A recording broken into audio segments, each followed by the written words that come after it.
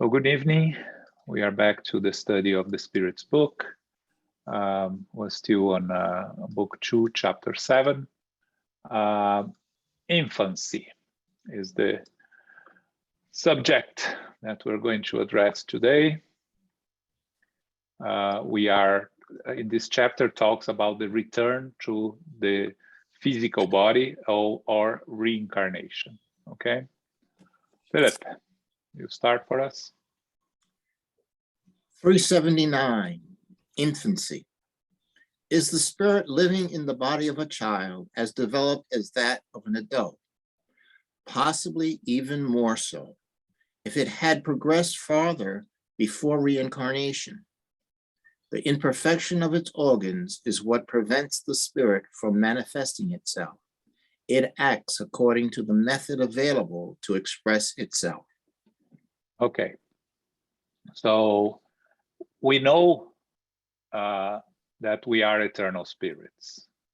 We know that at this stage of the evolution of the planet, we are not coming here for our first ever incarnation.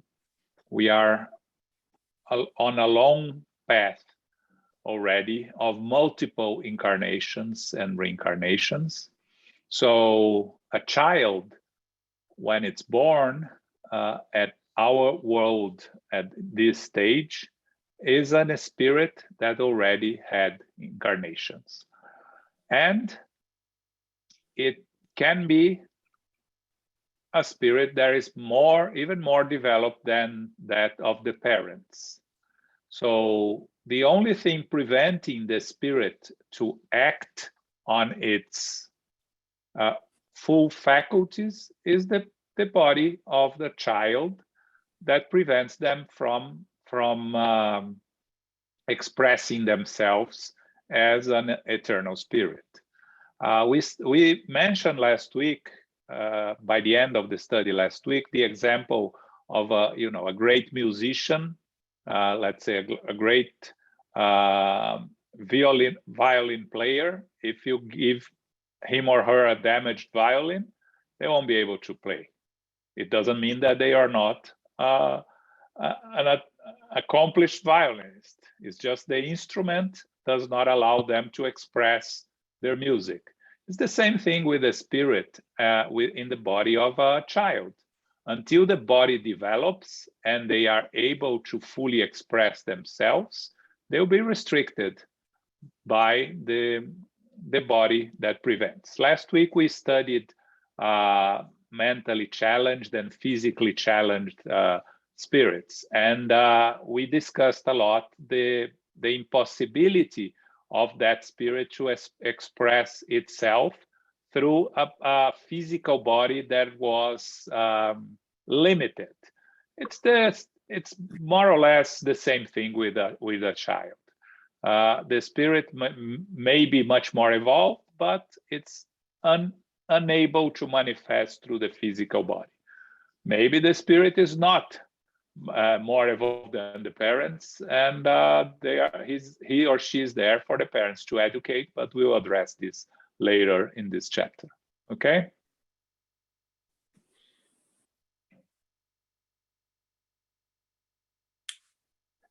.380. During infancy, despite the imperfection of its organs hindering its full expression, does a spirit think as a child or an adult?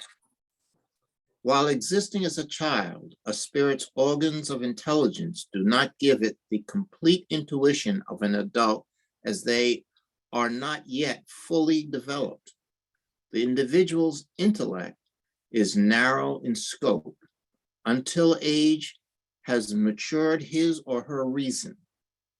The confusion that accompanies incarnation does not immediately end at birth. It gradually dissolves with the development of the bodily organs. Childhood dreams do not have the same character as those of adults. Their object is almost always childish, an indication of the nature of a spirit's thoughts. This is a perfect example that supports this answer. Okay. Here, one thing that we have to to think is that besides the physical body restricting the abilities of the spirit to manifest itself, the physical body of a child predominates over the ability of the spirit to fully manifest itself. So the spirit acts according to the age of a child. Even if it's a spirit that is more evolved, it can give, and it will give some glimpses and some idea of an older soul, let's say, living in a child body, but mainly it will act as a child. And that's what's expected. And that's according to the natural law, because it's the age that the child has, the spirit has an opportunity as a child to be more malleable to the influence, the good influence of the parents, as we'll see later in this discussion. So the same way that when we go back to the spiritual world with with the disease of the physical body, we for some time in the spiritual world, we feel the effects of the physical body left behind, and we may feel the pain, and everything that happened to the physical body, and it will take some time for us to readjust to life in the spiritual world. When we come to a new incarnation, a reincarnation, we are limited by the abilities of a child to manifest itself. So it's expected that we are going to behave like a child. Is only natural. And that's what the spirits are telling here, that gradually dissolves with the development of the bodily organs. Again, to put into perspective, as eternal spirits, what is 14 years? It's absolutely nothing. So if it takes 14 years, and again, I'm just choosing the age here where we enter the teenage year, 13, 14. It takes 13, 14 years for the spirit to fully integrate with a new physical body and start manifesting itself. That's nothing. And that's not really relevant to the eternal life of the spirit. But it is very important in terms of making corrections to the imperfections and learning some new abilities in this new physical existence. We know that many geniuses manifest very early, like musicians, like you heard of Mozart, you heard of Beethoven and others. And you see some mathematician geniuses.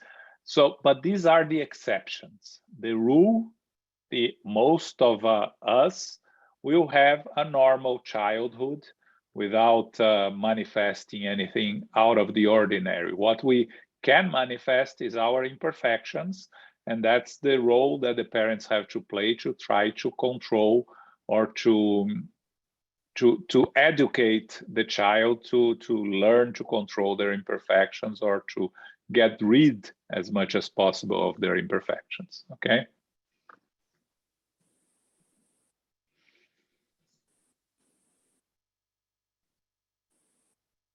Okay.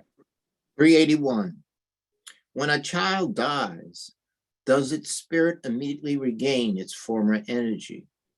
It should, since it is free from the material envelope, but only when the separation is complete, meaning when there is no longer any connection between the spirit and the body. Okay, this question demands a little bit of explanation and attention here, because we hear and we read especially in the books of André Luiz, but some other books about spiritual colonies dedicated to children. And actually, you'll find that not only in the Spiritist literature, but there is a famous book by Reverend Owen Whale in the UK that talks about the spiritual colony for children. and describes very well how the colony is. So by having those colonies, how can we say that the spirit immediately regain its former energy? It's there in the answer. Only when the separation is complete, meaning there is no longer any connection between the spirit and the body. And with that, we go to the discussion that Elmo and myself many times we mentioned. It has to involve self-awareness to start with.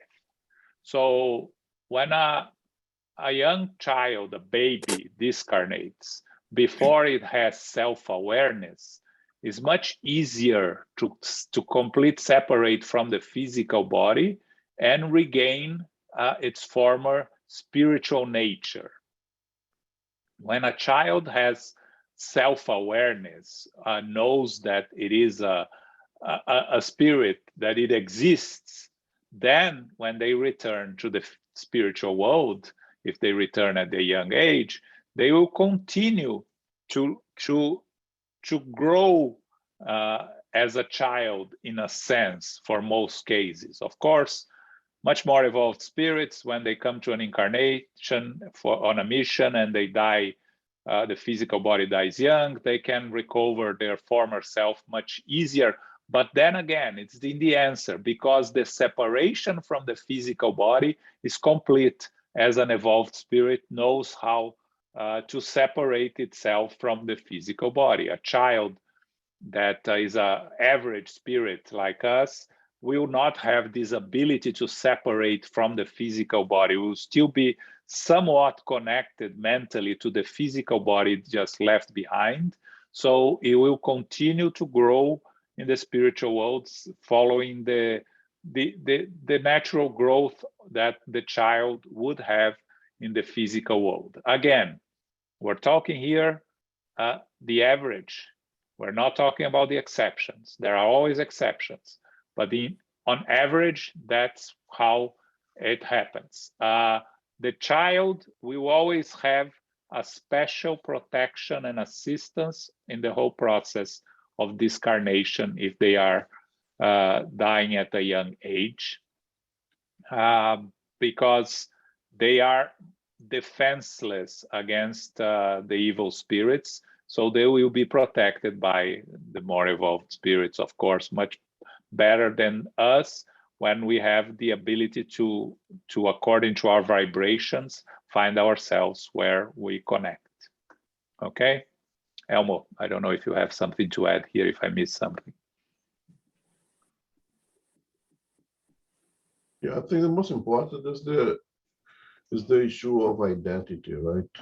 The spirit at the moment of conception undergo that period of reduction and develop forgetfulness to become an empty canvas to restart fresh in a new incarnation.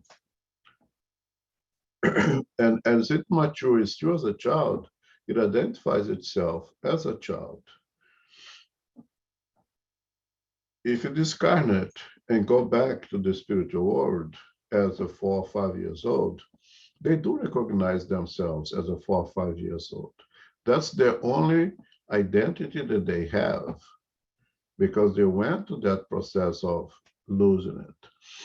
If they die extremely young, before any self-awareness, then yes, they go back to the one that they had before, because they still don't have one now for this incarnation yet. But once they identify themselves, they see themselves as a 4 or 5 years old and end up in the spiritual world, they will see themselves as a 4 or 5 years old. And you see in the books of Andrea Luiz, and even more so in Filomena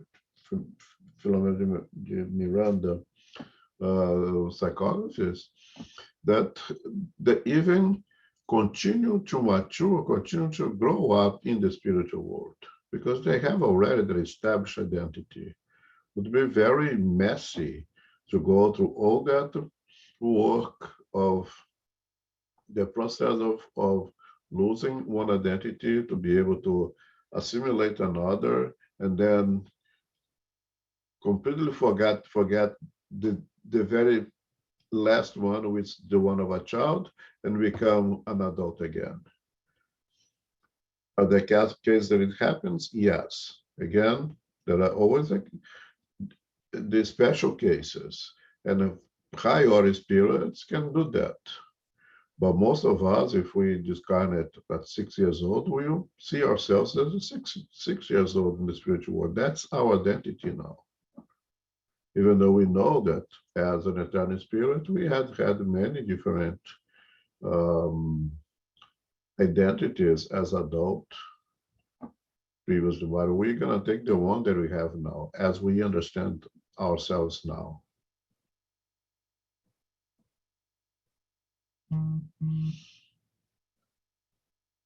Okay. Dani. So this, the child that continues as a child in the spiritual world can also be reincarnated at any time. It doesn't. Yes. It doesn't need to reach adulthood, or it could No. be reincarnated as a child yet. Yeah, if you remember the book Between Heaven and Earth, which is the book that we're going to study after liberation, it talks about the child that dies very early in the book, goes back to the spiritual world, goes to a spiritual colony, and then he reincarnates still while is still a child in the spiritual world, and comes back to a new incarnation in the same family. So yes.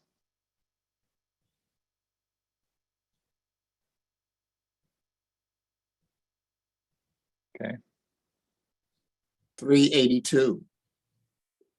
During childhood, does an incarnate spirit suffer from the limitations imposed upon it by the imperfections of its organs? No. It is a required part of the natural order and imposed by providence. It is a time of rest for the spirit. This is, again, this is important. It's a simple question, but it's very important. The spirit does not suffer because it's a child. And furthermore, the spirit rests in a sense, because during the period where it is a child, all the afflictions and problems that it had prior to the reincarnation, many of them or most of them are forgotten, are obscured by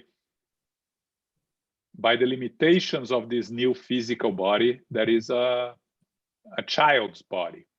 So it's important here. It is a time of rest for the spirit. It's a very important part of the childhood. The spirit is somewhat free from the influences, the negative influences of the spiritual world, and is protected in some form or another. So it goes through this period of childhood with some protection. Some, again, because there are different cases, but in general, and we talk in general, the spirit of a child is protected, and for instance, obsessors have much more difficulty in finding a child. They normally reattach to the spirit they are trying to obsess when it reaches teenage years. When they are reached the teenage years, yes. Okay. Yes, Dani. I think Allan Kardec used this term before in those questions up that we read already, like the limitation imposed upon by the imperfections of its organs. Why does he call childhood imperfection, like the organs are imperfect?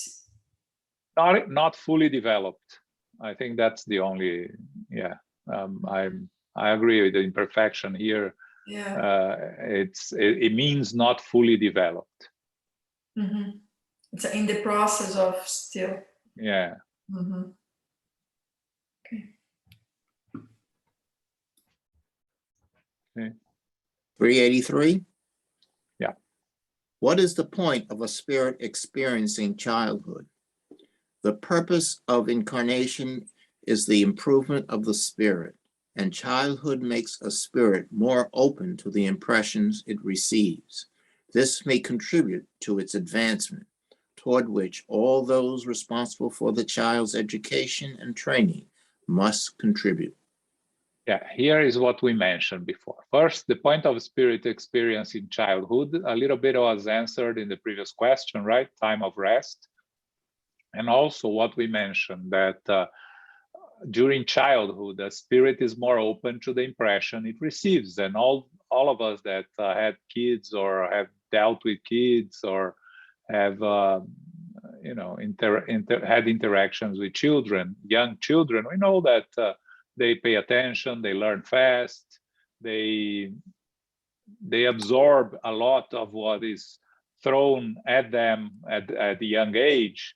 So all this can contribute to their advancement, and according to the education they receive, how important is the education they receive, is to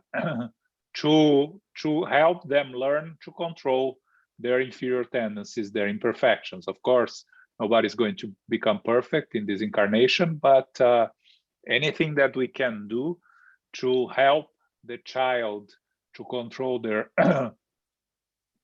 their inferior tendencies will help in the future, even if we are not seeing at the moment, but will help in the future as they grow. Okay. 384. Okay. Why is crying the first sound an infant makes? They cry in order to stimulate the interest of their mothers in them and ensure that they care for their needs. If children uttered only cries of joy before being able to speak, those around them would not be overly concerned with their needs. God's wisdom should be admired in all designs.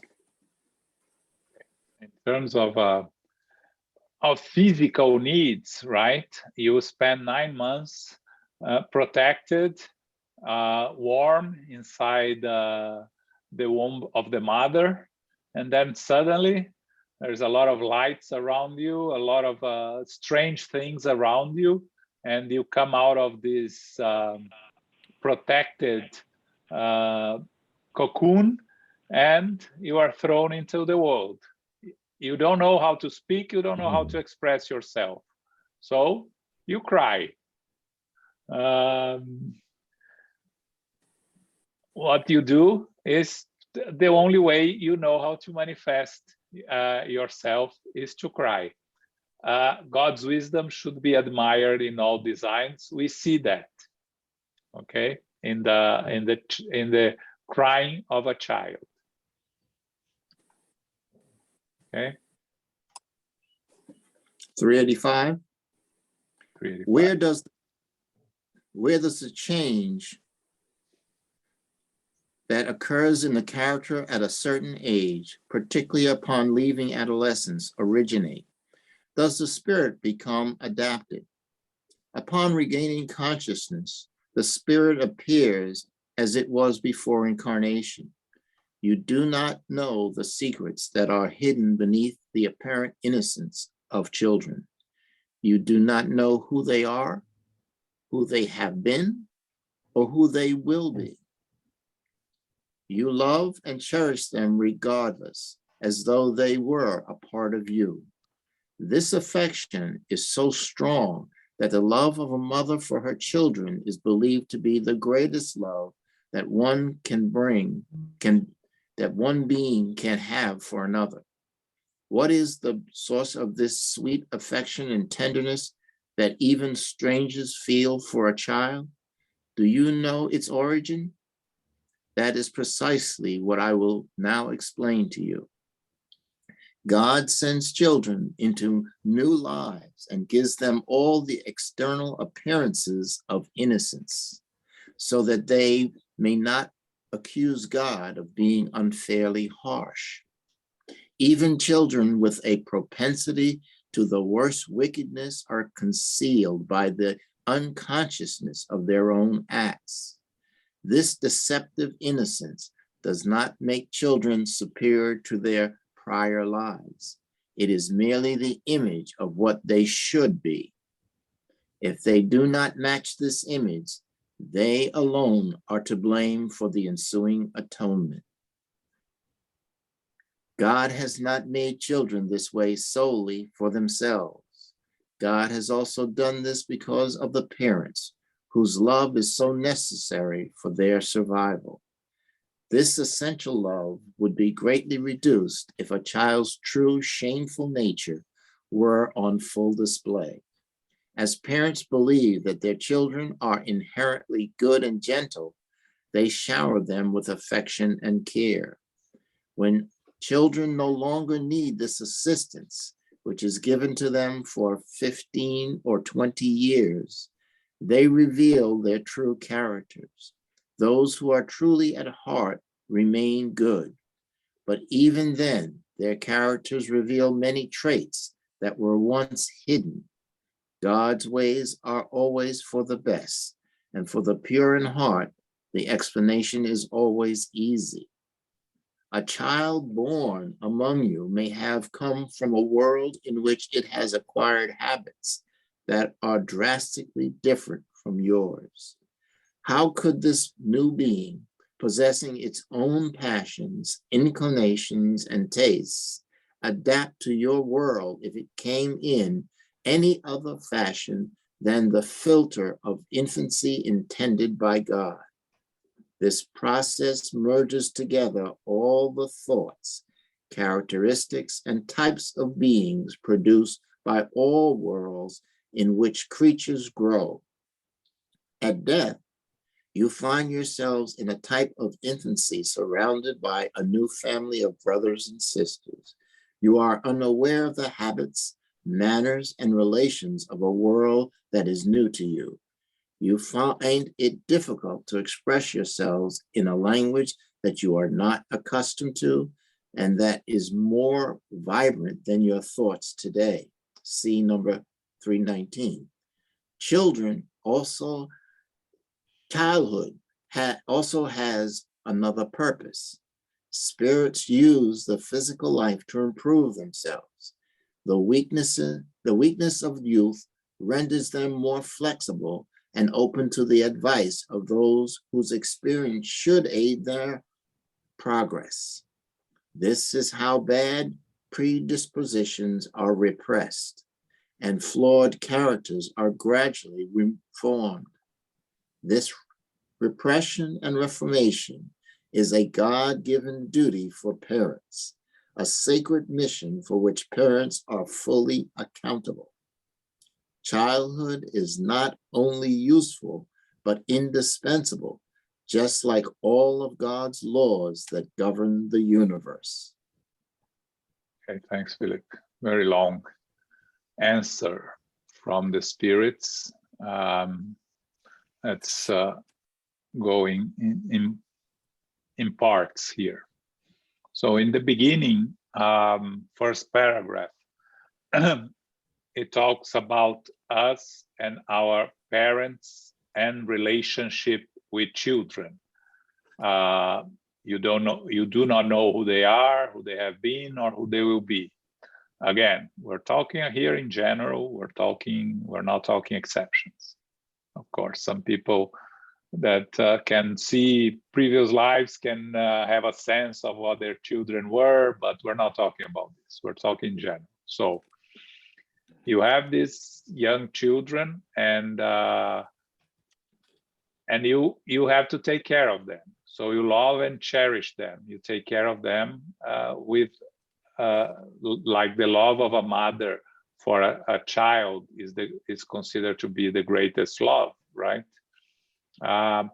And for that to happen, you have to have a very apparently innocent and fragile child in front of you for you to be overwhelmed by this sense of protection, of wanting to help them, to protect them, and of course, you end up developing, if you don't, some people have from the beginning, some people develop the love for their children in their childhood. Again, in general, there are exceptions to everything that we're talking here, but we're talking in general.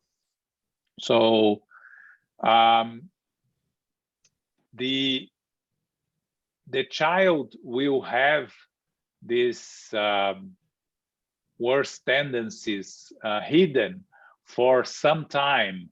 They may show their inclinations as children, and the parents have to pay attention to that, to correct, you know, the excesses of the childhood that we can see in children, on how they behave towards other children, towards their behavior to their possessions, and to their relationship with the world. We can see the points that need to be addressed, that should be addressed, right? So that's the role of the parents in educating their children. As they reach the teenage years, it is said that from 0 to 7, they live half in the physical, half in the spiritual world. So they are not fully integrated to the new physical body. They have a vision and understanding of the spiritual world, of course, as of a child, but much more open than the rest of those around them. So that's why you see and you hear about invisible friends. You see and hear them describing things that are really not there for the rest of us, but they may be actually seeing. Of course, they fantasize a lot, and that's why, you know, when we talk about with parents that bring the idea of children having talking about their experiences in the spiritual world, we always say to them, give attention and importance, but do not give either lack of attention, do not dismiss, and do not give excessive attention. Because if you give excessive attention to these stories, of course, they start fantasizing and they start creating much more on top of what they are really experiencing. So, and that can cause a little bit of confusion. So it is important for us not to dismiss it, to pay attention, to listen to them, and to help them deal with these experiences that they are having. Then, when they reach the teenage years, is when the spirit is fully integrated with a new physical body, and then their full expression of themselves manifest, and that's when, of course, they start hating the parents. They start thinking that they know everything and nobody else knows anything, and all the characteristics that we see in the teenage years, right? Like I remember a friend a long time ago told me that ideally you put them in a drawer when they are 13 and take them out of the drawer when they are 19. So you don't have to deal with the teenage years. But, you know, it's a learning process for the parents also. So that's where the phase where all the changes in the physical body are happening, and the puberty and everything, and at the same time the spirit fully integrates with the new physical body. So everything explodes in expression in the teenage years. And the spirits mentioned here, children coming from different worlds, that they, of course, everything is completely different for them. This is less of a common case, because most of us are in the reincarnation process here on Earth, in many reincarnations. But we can imagine if you're coming from a different world, all the habits, everything is drastically different from what we have here, and it will take. And the childhood is a time to adjust to that new experience. So, and finally, they once again reinforce the notion that childhood is an opportunity for for the older ones to give them advice, to use their experience to try to limit their bad dispositions, and to try to control their flawed character. And as they say here, this repression and reformation is a God-given duty for parents, a sacred mission for which parents are fully accountable. And if we go to the Gospel according to Spiritism, when they talk about ungrateful children, what they say is, if you have taken care of your child to the best of your ability, of course, we all have our own limitations, and you made all the effort to educate them to the best of your abilities, to give them all the opportunities according to your resources, and they become ungrateful children, at least you have to have a clean conscience that you made the best that you could. Again, easy to say, difficult to put in practice, because we are always going to find, looking back at different opportunities, that we could have acted better, that we could have behaved differently, and we are going to blame ourselves for what our children have become sometimes. But it's important to remember what the gospel tells us, that we can only do what according to our abilities and according to our limitations. So we can only try to do our best, and if we try to do our best, we should try to have a clean conscience that they are eternal spirits. They are going to have to face their own challenges, their own issues, and at a certain point, it becomes beyond our control in a certain sense. Okay. Elmo, anything to add here? No, I don't think so. Yeah. Danny? What does it mean by different worlds, like other planets? Yeah, different worlds, yeah. So is that a common thing? No, as I mentioned, it's an exception. Oh, okay. Because most of us are here reincarnating on Earth, because that's where our loved ones are, and everything. But you have the transition. You have, let's say, that the transition you are having right now, right? The planetary transition. There will be a group of spirits that will go to a less evolved planet, right? Mm-hmm. So their incarnations there will be a new incarnation in a new world. So they will have to face the challenges of the adaptation of the new world. It's in that sense that they are talking about. But again, you just study the case of Alcyone, right? She's coming, so you imagine her when she's born, when she was born here, coming from a more evolved planet, that she also had to go through this adaptation of a physical body that is much more gross than the one she was used there.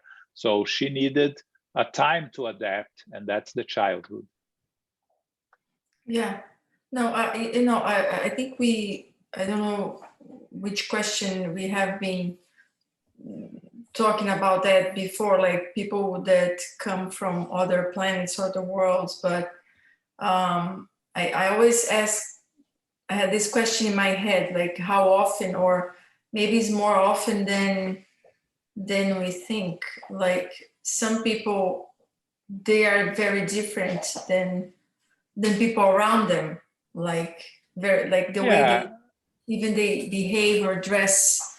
They like to dress up or do, or it's not that difficult to see very different people.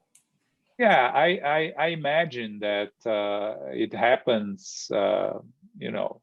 It's not uncommon, but it's not the majority. It's one or another.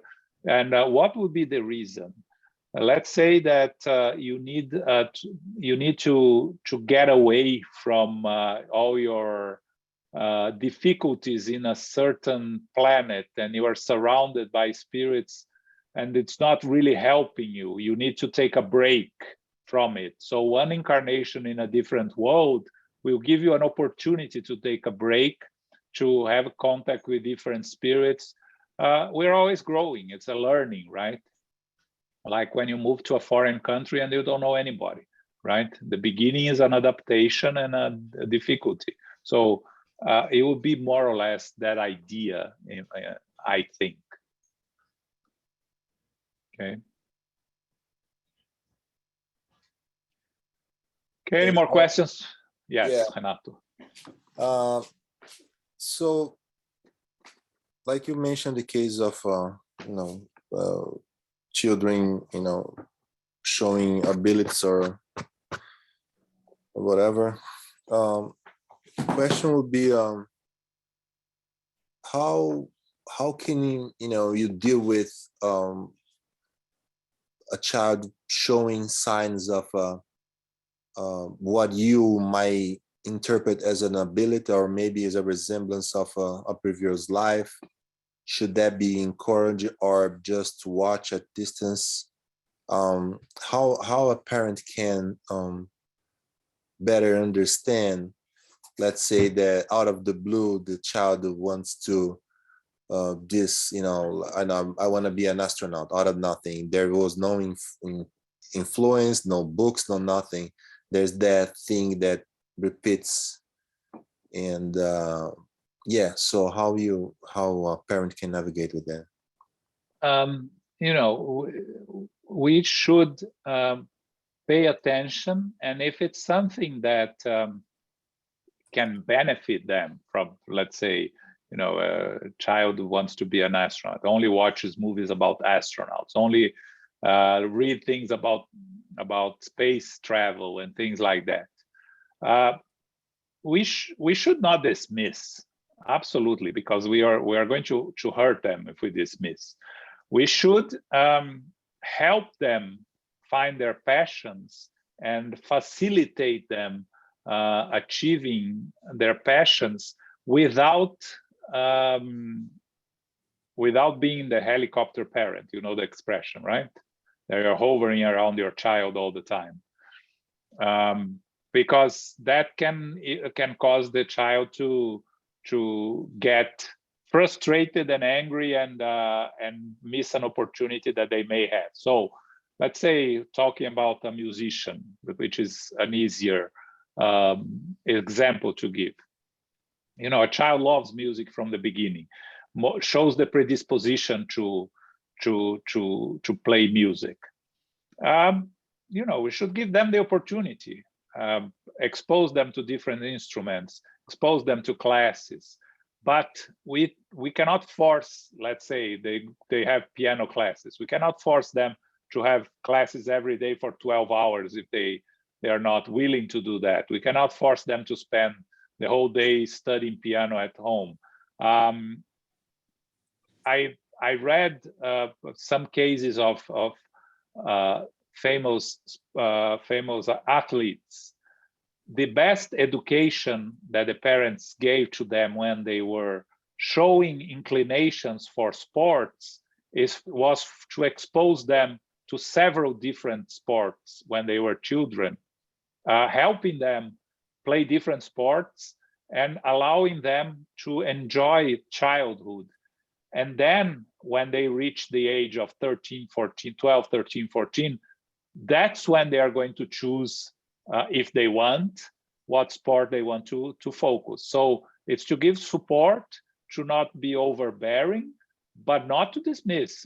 If it's something useful, helpful, and that we think that they can benefit, we need to give all the support we can. Again, there are so many things nowadays that are considered not healthy. For instance, you talk about video games, how much you should allow them to play video games, how much you should forbid. So this is all a balance act, right? If they show an inclination to play video games, you're going to allow them to play video games 18 hours a day? Of course not, right? You have to control these inclinations, but you cannot repress, and you cannot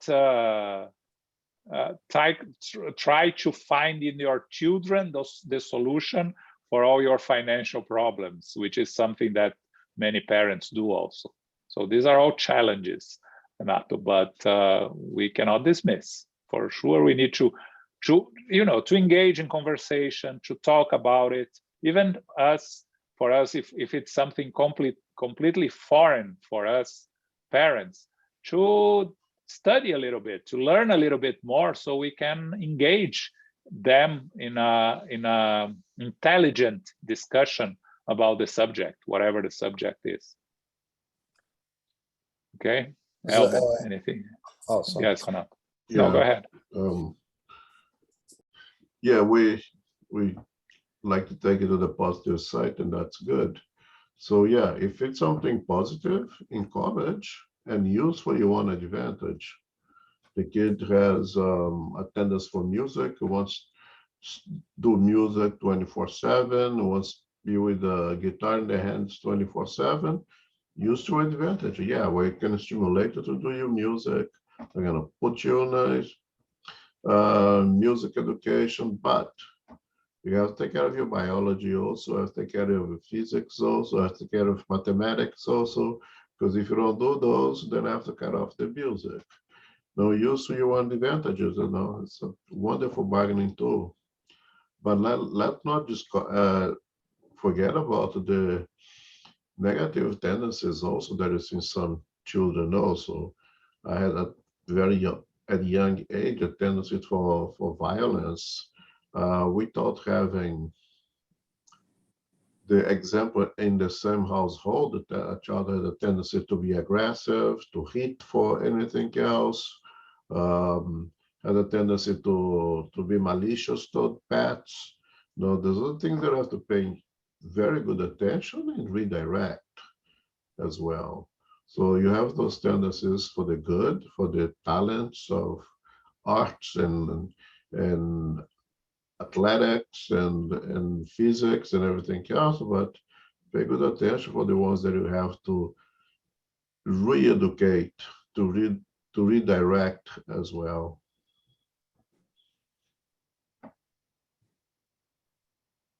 Yeah. So Yes. Go yeah, ahead. yeah. So thanks for your answers. And one more point, because I don't remember where I was reading, or watching something from Manaus, whatever. So if a child, the point is sometimes now, even though we are supposed to, to do different roles in order to learn, sometimes we, get caught up, like stuck in the past. Sometimes a child kind of relieve whatever happened in the past. So my point is, if it's something that won't be productive to the spirit on that incarnation, you won't remember a thing, right? Like you always say that, for example, if a musician is a genius in one incarnation, the other incarnation probably won't remember a thing, because otherwise it's just gonna keep on doing music and won't do anything else. So if the child is presenting some sort of ability, as you said, should be encouraged up to a point the parent should evaluate. But if it's something that is not good, won't even be a thing on this incarnation, right? Yes, exactly. Yeah, you're right.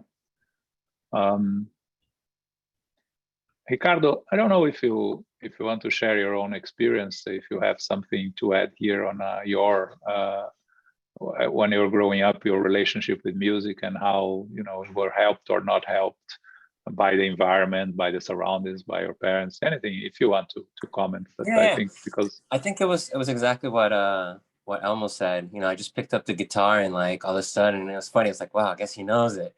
Like the guitar got glued on my hand, and I just like fell in love with music. And I was like, where can I study more? And then my parents were just like pushing me to go, not pushing me, like just guiding me to wherever I needed to go study. They supported me. That's all.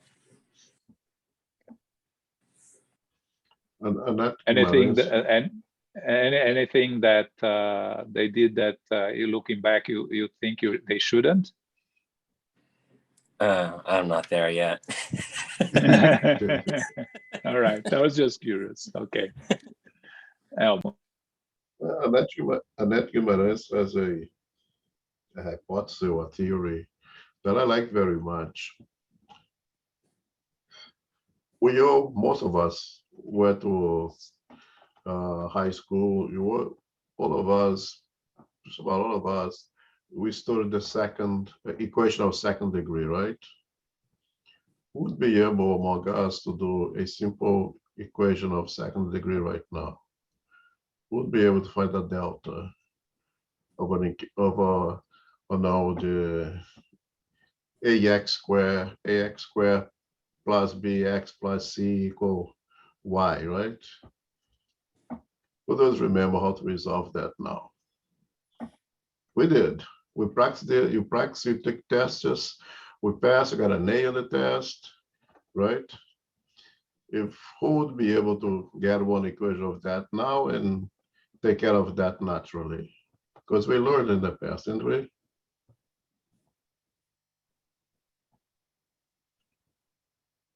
So, Yes.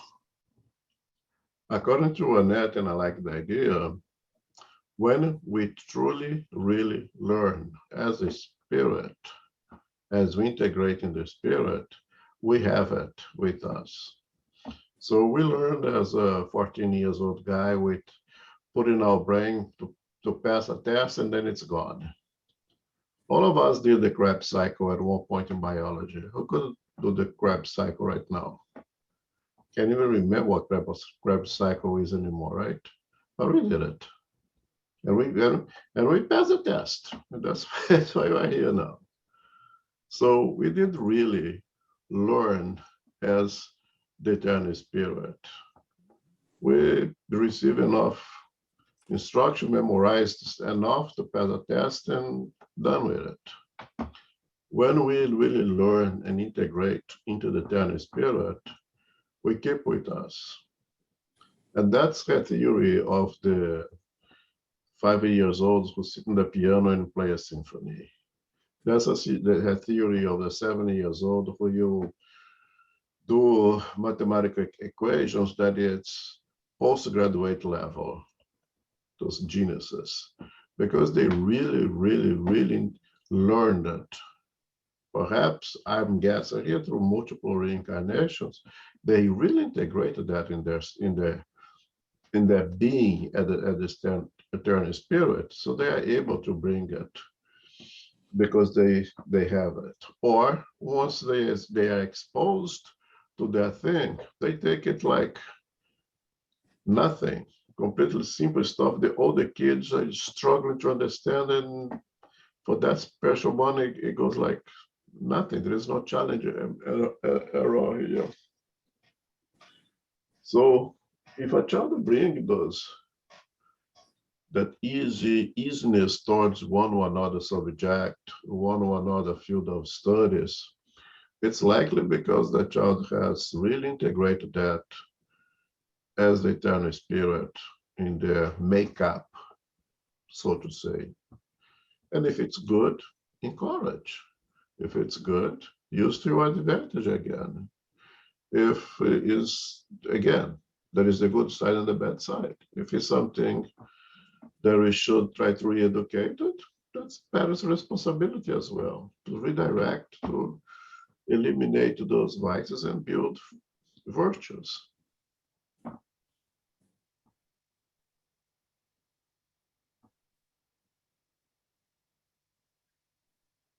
Okay, thanks, Elmo. Any additional comment? We're not going to move into, because we have a new subject here, earthly sympathies and antipathies, and we're not going to move there. We have 5 minutes left. So anyone else has any comments, questions? Yes, I have a question. Sure, go ahead. At the beginning of the hour, you talked about an English author named Owen something. What was his last name? Reverend Owen Vale, V-A-L-E. Thank you very much. You don't remember the name of the book? Let me give you in 1 second. I have it here.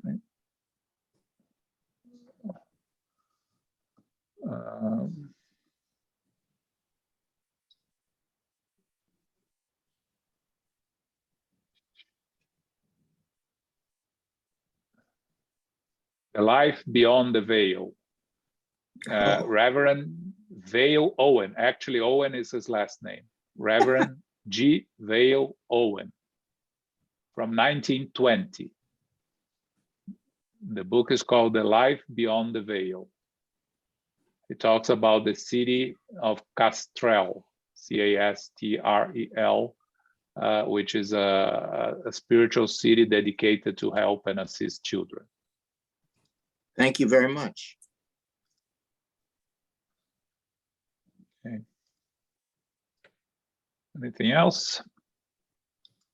Okay, so we have a very long weekend in terms of activities, okay? We start Saturday with a lecture from our friend Álvaro Mordecai that already gave a couple of lectures to the United States Spiritist Federation and 1 lecture to SGNY. Again, for those that don't know him, he's Jewish. At a certain point in his life, he became an Orthodox Jewish, went to live in Jerusalem, lived there for 2-3 years. So he has a very deep knowledge of Judaism, and he became a Spiritist like probably 5, 6, 7 years ago. And now he gives lectures on Spiritism, combined and using all his knowledge of the Bible, the Genesis, bring Judaism into Spiritism. So he's going to talk about Noah from a Spiritist perspective. Is this Saturday at 11 a.m. Then on Sunday, 10 a.m. is the first class of initiation into Spiritism, promoted by the United States Spiritist Federation. It's a series of 40 classes based on a book, Initiation into Spiritism by Teresinha de Oliveira. Each class is 1 hour. Classes are recorded. You can watch Sunday at 10 a.m. as they first come, or you can watch later, go into the United States Spiritist Federation webpage. Each class is given by a different person. The first one, Jussara starts with the first one, but we will have other US speakers that are going to present different classes also. So if you haven't purchased the book, you can buy the book on the website also. So this is Sunday at 10. And then Sunday at 11, we have our own special lecture by our friend Luis Vilaça, that he's going to talk about matter and its constitution. So he's going to talk about the historical perspective of philosophical and scientific views of the concept of matter, evolving up to present-day scientific interpretations of matter and its constitution, and establishing parallels between current scientific theories and Spiritist teachings on the subject. I watched this lecture in Portuguese, and it's really, really interesting. It's deep, again, Luis, he goes deep into the subject, and he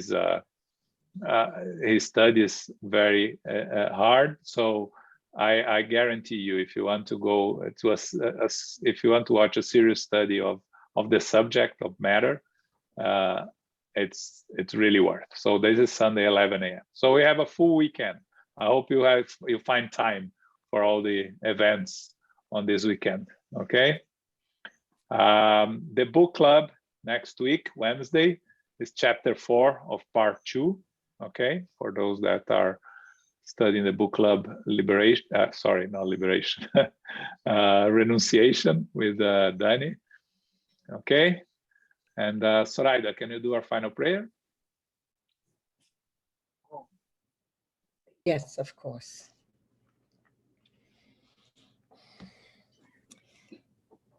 And now, as we come to the end of our meeting tonight, from the Spirit's book, we turn to the physical world, the understanding of coming back from the spirit world. With children, when they're born, as they're here on the planet Earth, understanding the development of a child into adulthood. We ask, dear Father, to continue throughout the week with the studies, with our meetings, giving us the understanding of who we are, why we're here, and where we're going.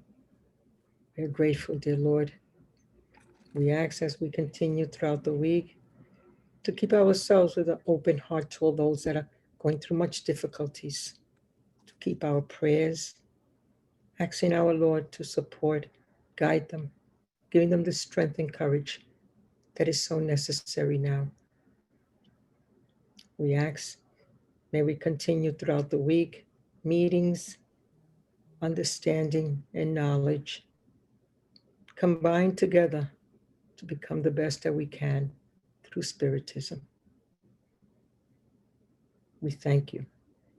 And with that in mind, dear Lord, we ask permission to close this part of the meeting tonight. So be it.